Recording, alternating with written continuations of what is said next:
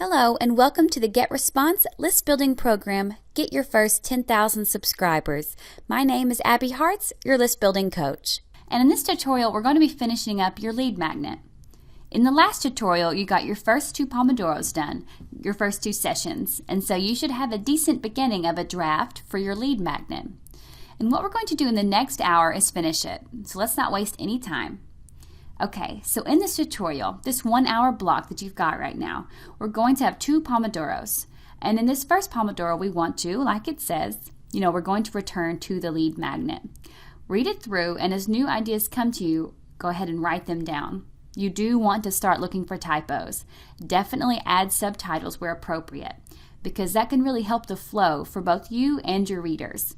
You'll also want to trim your paragraphs down to 5 lines or less. That just makes it easier to read and makes it look more digestible. And we've talked about that before as well. And then again, use bullet points where you can. Lists are good. Don't hesitate to use lists. People love them.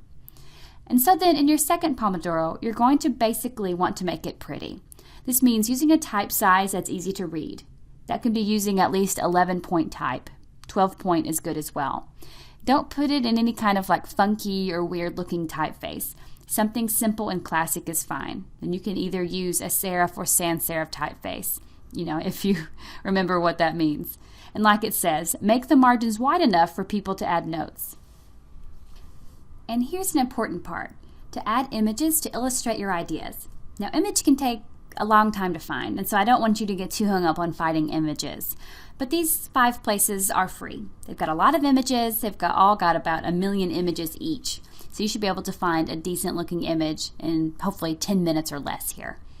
The next thing to do is in the footer area. You want to add your website, name, and email address. Basically, you want to make sure that people can find you online or even call you with just the information that they have on this lead magnet.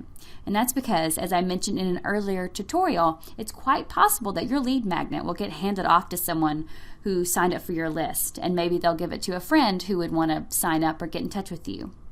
So we want that friend to be able to find your website again, and another term for passing along that information is having it go viral, as you remember, and it does happen, and you do want to make sure you're prepared for that.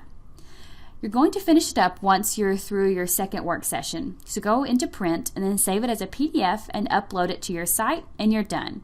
You've got a great lead magnet. You've probably just doubled your opt-in rate for your opt-in box, which is very cool.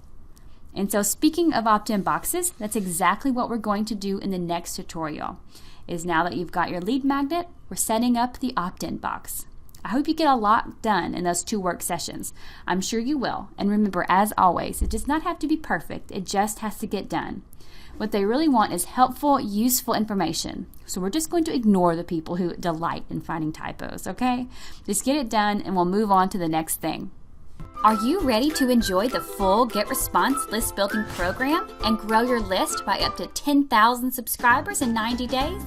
If so, just visit our website or log into your existing GetResponse account or start a 30-day free trial.